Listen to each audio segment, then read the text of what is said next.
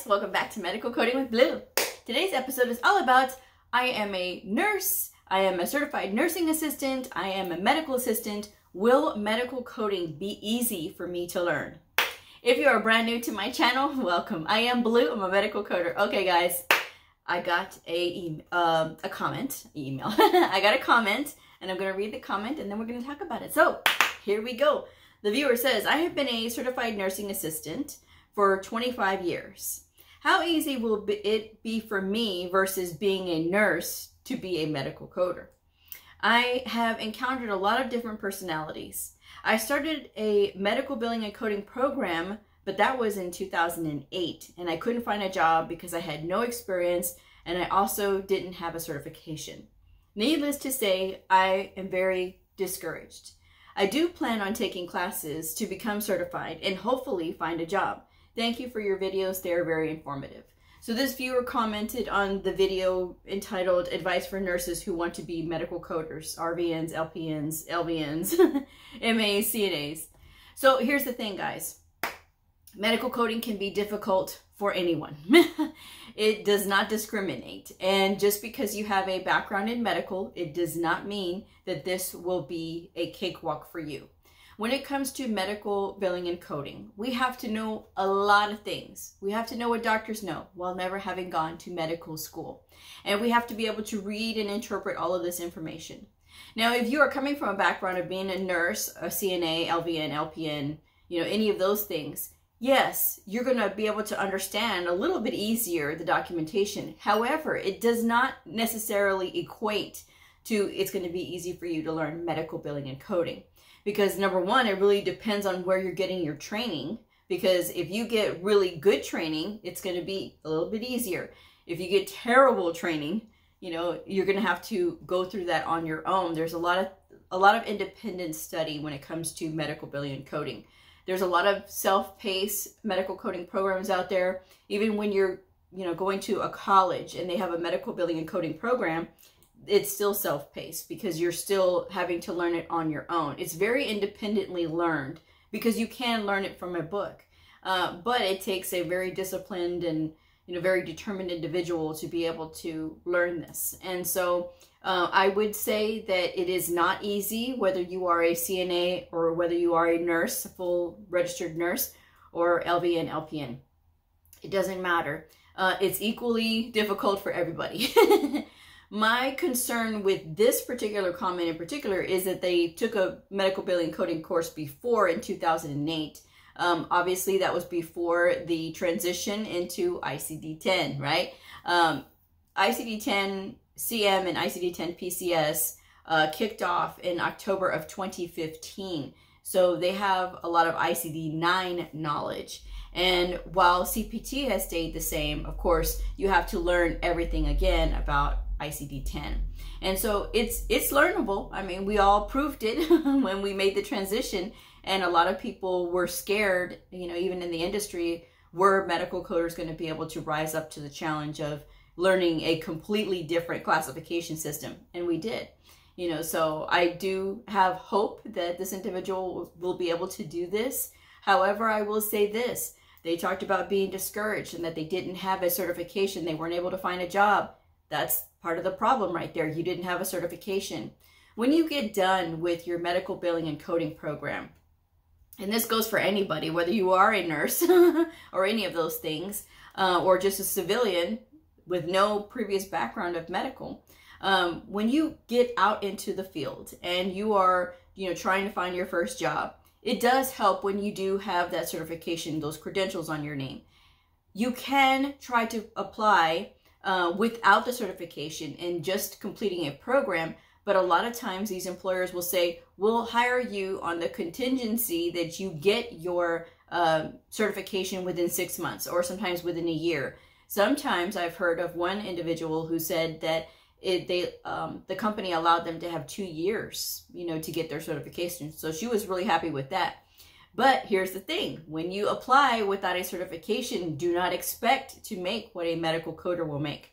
Now, I never go into specifics about dollar amounts on my show because every place in the US is different. And that is a hard and steadfast rule of my channel. We do not talk about money and specifics.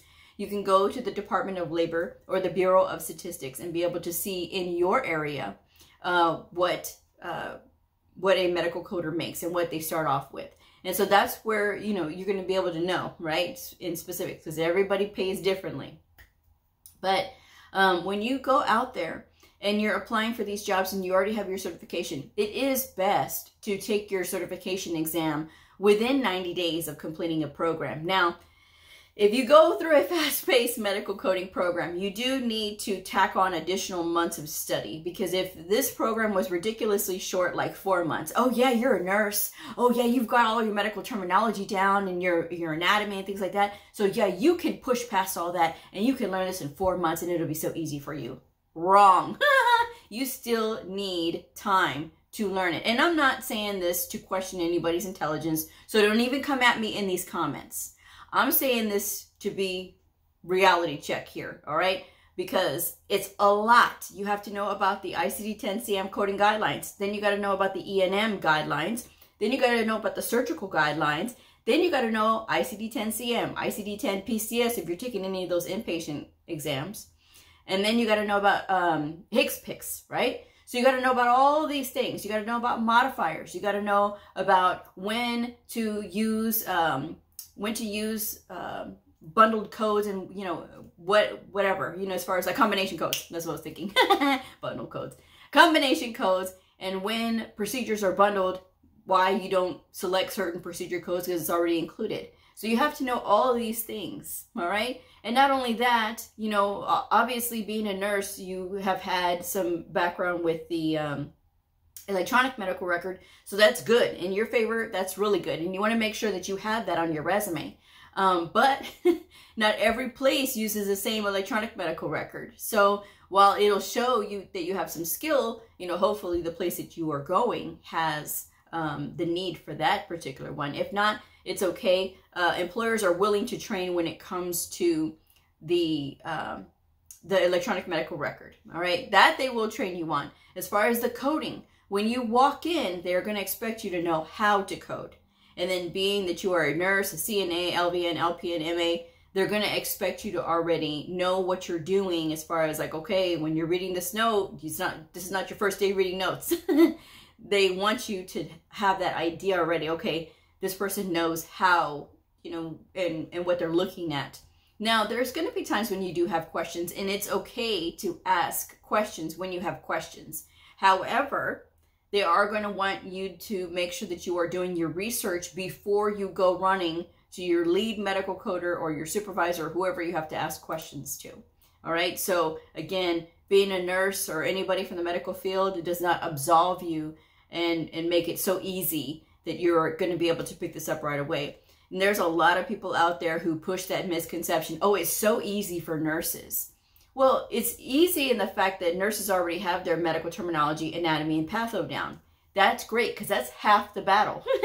And when you're coming in to medical coding, you'll see a lot of people who are coming in from no medical background at all. So having that does help because it makes looking at the documentation a little bit easier to understand.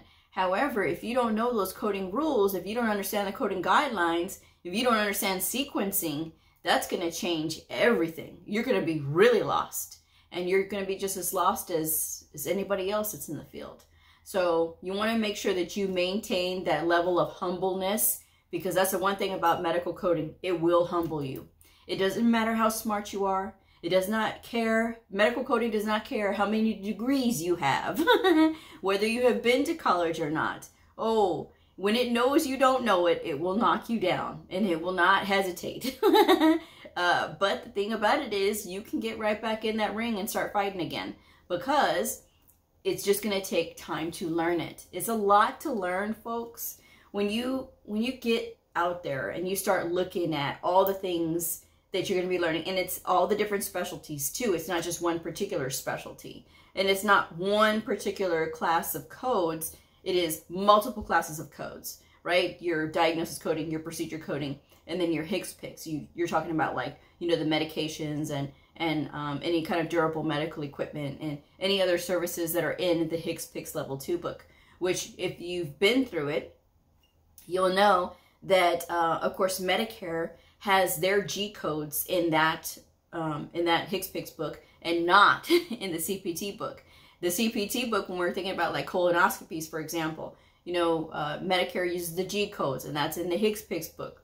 And commercial insurance are going to use those codes that are in the CPT book, right? Because they don't use those G codes. Those G codes for colonoscopies are only for Medicare patients. So that's something that you have to be aware of. And that's the only thing the only way you're going to know that is by, you know, getting into school, getting into a really good training program, so that way you can learn that stuff. But the whole thing about, oh, I don't have experience, and you know, I've talked about this several times before. When it comes to having no experience, we all started with no experience. Every medical coder started their career with no experience. And yeah, some people, oh yeah, I did medical coding and then I got my certification, you know, and some people are lucky enough like that. However, they started with no idea what they were doing too, right? Until they got into the program. So when it comes to, I don't have experience, they won't hire me, get that thought process out of your head. It's about how are you presenting yourself. And as a nurse, when you are presenting yourself, whether you're a CNA, LVN, LPN, you know, registered nurse, whatever, you don't want your resume to look like you want to be a nurse again. And that's a problem with a lot of nurses, is that when they come to me, when I redo their resume, I redo resumes, my rate is in the description box below.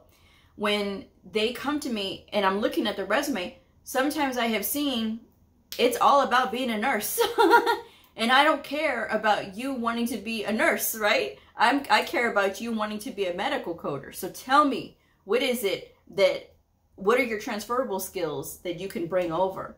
Did you document? Did you take the patient's height and weight? Did you secure their medical information? You know, what are some of the things that you did? That's what I want to know. Those medical coding related type things. Verifying their information and things like that, entering in the codes that were selected, and you know, maybe you made sure that they were the correct codes and you put those in. That's what I want to see on your resume.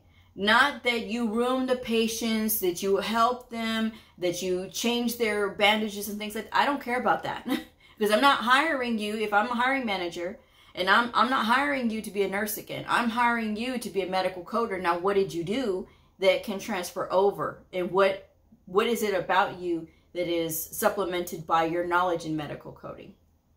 So that's something for you to think about. You know, you can't get discouraged. That's the one thing about this. And that's the one thing that a lot of people experience. I noticed that. Is that they say, oh, Blue, I took a medical billing and coding course years ago. And I just could never find a job, or I was just too scared to take the test, so I never took the test. And then, you know, I'm back at it again because I want to do it this time. So whatever happened in the past, you have to make sure that you've made peace with that, right? Because otherwise you're doomed to repeat it again. So if in the past you were feeling defeated because you didn't understand, or nobody was there to help you, or you didn't have the money for the exam, or your family members were always putting you down, or your significant other or somebody, you know, was always putting you down and things like that, have you made peace with that? You know, is everything out of the way now and clear, so that way when you take a second run at this again, that it's going to be a successful run? Because folks, you can't care about what other people think about what you're going to do with your career. You cannot. Because there's going to be people who will try to convince you not to do this. They will tell you, oh no, medical coding is going away. You know, there's all of these things from people who are not medical coders. Oh, they don't pay, again, from people who are not medical coders. And they're going to try to poison your mind with all of that. And then you're going to maybe sit there and wonder, and, you know, should I or shouldn't I? If this is calling you to it, which, because medical coding will do that, it will call you. It sought me out. That's what I say. It sought me out. So sometimes medical coding will seek people out, and then it will present itself. So obviously, if you're coming back to it, it's calling you. So you answer the call. Answer the call and put yourself in it, and don't mind what these other people are thinking. Because whether it's your significant other, your family, or anybody else, you know, if it's your kids are going to grow up and they're going to have their own lives. And whatever it is with your significant others, sometimes people have a problem with their significant others. Oh, you're going to get into this hospital, you're going to find somebody and things like that. It's not like that. Trust me. As somebody who's been in the hospital, it is not like that. You got more to worry about with the coding than you do anything else and any other drama. All right? Because trust me, the medical coding is drama enough. So that's something that, you know, hopefully is not the case, but it does happen. You know, people will write to me about that, you know, that their significant other doesn't like it, that they, you know, they're worried about them, and, you know, they just want to make sure that, you know, that they're not wasting their time as far as trying to get into the career field, and they heard that they can't get in. Yeah, you can. But the people who are sometimes trying to get in, you know, they don't want to put a lot of effort, you know, and some do. Okay, some do. So just relax. Some do. But there's a lot of people who want it to be easier. You know, I had a fella who wrote me and he said, well, I applied to 3 or 4 jobs and none of them were calling me. I can't find a job. You only applied to 3 or 4 jobs, bro. That's why. You have to apply 30, 40 different places. And your resume needs to speak to all of the skills that you have. Because if you have the same blanket resume and blanket cover letter, I want to learn, I want some place to train me, I want people to teach me. Nope. Nope, nope, nope. You're never going to get called with something like that. Now, maybe sometimes, but never. You're not going to set yourself up for success that way. You need to show that you are trained, that you're independent, that you can do this, that you are a problem solver, that you can learn, right? And not that you need somebody to hold your hand. But you do know how to ask for help, so you have to be able to walk that very delicate line, right? But it is about being a strong presence in coding. And you can do it, you know. I tell people this all the time, that you could do whatever it is that you set your mind to. This is a lot of times people will have that internal dialogue that, oh, no, I can't, and, you know, this and that, and, you know, so-and-so says I can't do it. Well, who cares what they think, right? Who cares? It's all about you and what you think and what you know. And if you don't know something, if you can't figure it out, find a mentor, find a tutor. There's a ton of tutors on LinkedIn, trust me. And, you know, if you put out the feeler, hey, you know, I'm looking for a mentor, you know, people on LinkedIn are happy to answer the call to that as well, because they like that. But, you know, just make sure that you are not the one who's going to get in your way this time. You know, I have high hopes for this individual because they came back to it. And they sound like they really want to do it, because a lot of nurses will say, well, Blue, you know, I'm just getting tired of being a nurse. It's physically demanding. It is. Whether you're a nurse, a CNA, LVN, LPN, MA, all of them have physically demanding jobs, and they work for long hours at a time. And so because of this, you know, medical coding is a great transition field for them, because they can still work with the documentation. They know what they're looking at. And once they've gotten in and they get the hang of coding, it gets easier after a while. But just to say right out of the gate, hey, oh, because you're a nurse, it's going to be easy for you, or CNA, LVN, LPN. Oh yeah, it's going to be easy for you. If you hear that's wrong.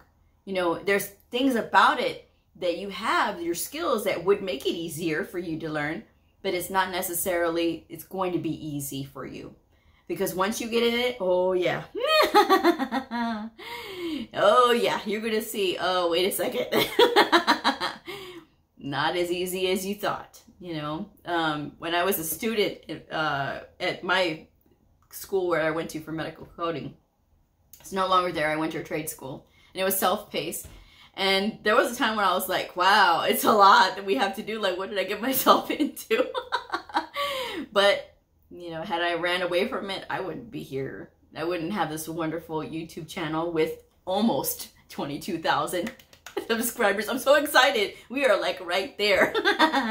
But that aside, you know, it's just a wonderful experience. And I love what I do. I love what I do. And, you know, I'm always trying to tell people all the time that, you know, you have to be able to discover your passions for whatever you're doing in life. And if you can find that you are passionate about your work, and you get joy in it, that you don't even feel like you're working anymore. You know, that's a blessing. That's a wonderful thing, because not everybody gets that. You know, sometimes people think that, oh, when I retire, I'm going to be happy. And then when they get to retirement, they're just like, man, I don't know what to do now, you know, and they're just, they get so sad because they're just like, well, what do I do? You know, I never tried to learn anything else. I never tried to do anything else. And now I'm bored, you know. So sometimes medical coding calls people who have retired and they want to get back to the workforce. I know, because there's many people who watch my channel who say, well, Blue, I'm in my 50s. I don't know if I can do this. Am I too old? Heck no, you're not too old. There's a lot of people. There was a lady last year, 57.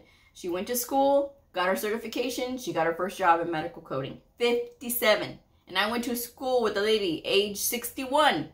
She got her medical coding certification, and she's still a medical coder today. And I've been a medical coder for close to 14 years now.